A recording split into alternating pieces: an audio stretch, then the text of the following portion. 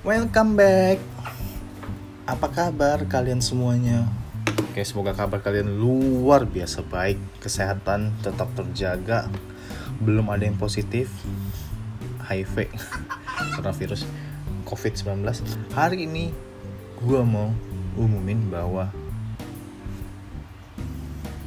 I finally resign.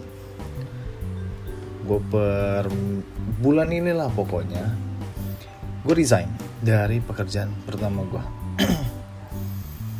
My very first pekerjaan after graduation. Banyak yang pegang ini, untung aja bersih men. Jadi let's review pekerjaan gue. Jadi pekerjaan gue itu sebelumnya adalah, kita bisa ngomong bisnis konsultan atau sales atau partnership management. Actually banyak, tapi yang ada di kartu nama itu adalah bisnis konsultan. Gue gak akan sebutin namanya apa, mungkin kalian bisa udah tahu sebelumnya. Gue udah tahu kerja lu di mana, jadi percuma lu nggak sebutin, nggak masalah. Gue nggak mau bawa nama perusahaan apapun, jadi nggak perlu asumsi. Dan gue secara ngomong ini sejujur-jujurnya tanpa perlu ada sangkut pihak dari pihak lain. Jadi gue nggak mau klaim bahwa wah lu kerja di PT ini ya, lu ngomong sesuatu yang gak baik. Enggak, gue gak sebutin siapapun. Jadi gue cuma bilang gue desain di pekerjaan pertama gue. Sebenarnya alasan gue masuk di perusahaan ini adalah perusahaan baru banget.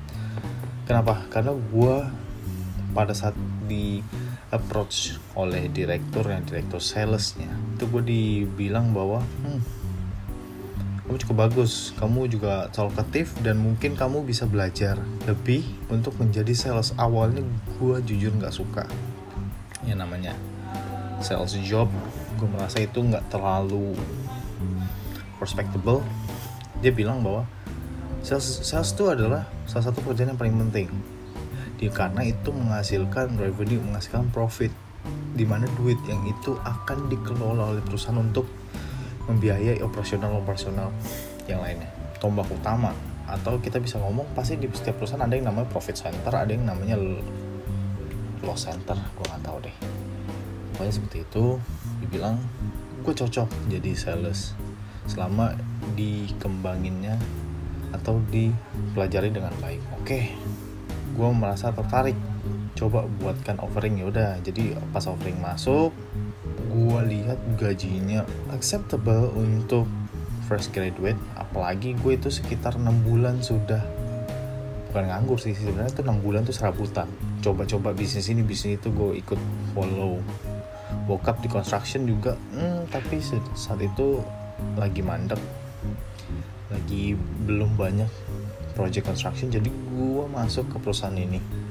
Ini adalah perusahaan software yang dibawa dari Jepang, bukan SI, bukan sistem integrator, tapi ujungnya kita menjadi distributor. Walaupun 3 project pertama itu kita mengerjakan langsung, menginstalasi langsung, dan juga implementasi langsung. Jadi 2 software ini adalah menurut gua software yang bagus, walaupun memang sangat mahal. Walaupun dua-duanya secara kualitas, secara technically itu sangat bagus, apalagi di Jepang ya, udah proven.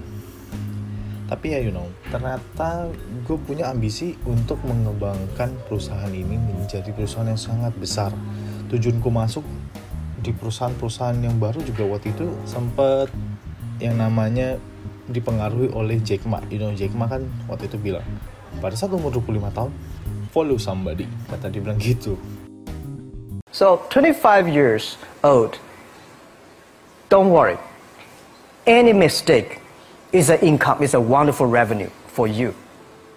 So I told myself and told my young people, before 20 years old, be a good student. When you do entrepreneur, just learn some experience. Before 30 years old, follow somebody. Go to a small company. Normally in a big company, it is good to learn processing. You are a part of a big machine. But when you go to small company, you learn the passion, you learn the dreams. You learn how to do a lot of things at one time. So before 30 years old, it's not which company you go, it's which boss you follow. It's very important. A good boss teaches you differently. my advice to the young people, 25 years old, make enough mistakes. Don't worry. You fall, you stand up. You fall, you stand. Enjoy it. I mean, 25 years old, enjoy the show, enjoy the show. Follow somebody. Jadi gue nggak mau. Pikiran gue awal dulu nggak mau kerja di perusahaan yang besar. Karena di perusahaan besar kita lebih belajar prosesnya, belajar teknikalnya, lebih belajar menjadi satu bagian kecil di sistem yang besar. Jadi gue punya ambisi bahwa gue mau jadi satu bagian besar di sistem perusahaan yang masih kecil. Jadi saat itu gue masuk, ambisi gue adalah membesarkan perusahaan ini dengan harapan ya memang jadi direktur atau C-level yang cepat. Dan muda juga kan, waktu itu pertama kali benar-benar baru umur 23, masih umur 23 gue kerja di situ. Jadi saat itu gue bantu-bantu bla bla bla segala macam. 1 tahun pertama, 1 tahun kedua kita skip aja langsung. Memang 1 tahun pertama itu lebih banyak belajar sistem, kemana-mana presentasi itu harus diikutin dengan technical timnya. Jadi gue presentasi secara marketing, terus presentasi secara technical, bla bla bla bla bla. Terus kita ada mulai masuk project di salah satu perusahaan mobil terbesar di Indonesia. Brandnya kalian tahu pasti apa. Paling yang muncul cuma ada 2, itu perusahaan Jepang juga. Di situ gue belajar banyak. Gue juga masuk ke tim technicalnya, tim project, bla bla bla, diskusi segala macam. Secara technical gue nih udah masuk ke level pemahaman yang bisa dibilang medium level, intermediate lah level itu. Di perusahaan ini belajar, at least di tahun kedua dan tahun ketiga tuh gue udah mulai aware bahwa gue bisa jual seluruh kacangnya. Jadi udah mulai nggak ada tim technical. Kenapa? Karena tim technical full menangani customer yang perusahaan mobil terbesar di Indonesia itu. Gede banget, saking fullnya gue presentasi pun nggak ada tim technical yang bantu untuk menjelaskan tentang sistem yang gue jualin ini. Nggak akan ada brandnya sih. Tahun kedua gue masih ambisius dan segala macam. Gue berharap di tahun kedua gue fokus di jual software yang satu lagi. Yang satu lagi itu memang, yang satu kan udah terjual, yang satu ini belum terjual nih. Jadi gue fokus untuk jualin dulu, bla bla bla segala macam. Lewat 2 tahun nih, tahun kedua itu gue fokus untuk jual di satu sistem software untuk finance consolidation. Nah di sini tuh perlu effort yang cukup banyak juga. Di tahun kedua juga gue di tengah sampai akhir tahun tuh gue mulai develop, membangun partner yang misalnya SI besar di Indonesia, sistem integrator, perusahaan sistem integrator yang kadang-kadang juga jual SAP dan sebagainya. Itu menjadi partner kita, bantu kita untuk jual software yang kita jual juga dua ini. Terus alhasil partnernya progresifnya bagus, tapi tetap harus di-maintain, tetap harus di-follow up, tetap harus kita datengin, kita maintain good relationship, dan sebagainya. Mereka tetap update, mereka tetap jual produk kita. Nah di tahun ketiga ini gue mulai merasa jenuh banget. Kenapa? Karena gue mulai berpikir gue harus ngumpulin uang. Tentu dong, segede-gedenya gaji sales, yang paling gede adalah komisinya. Di saat itu gue mulai berpikir bahwa ya ampun, naif banget. Memang sales tuh harus positif, harus berpikir bahwa produk ini bisa gue jual luar biasa ya. Perusahaan ini bisa gue gedein sangat gede seperti Titan. Tapi sayangnya nggak semudah itu, apalagi nggak dalam 3 tahun. Dan dalam 3 tahun ini gue ngerasa duit gue nggak kumpul. Karena gue punya kebutuhan untuk ngumpulin uang juga. Untuk apa lu tau lah ya, pasti umur 25 tahun, 26 tahun itu pasti ngumpulin duitnya ya buat mendirikan keluarga.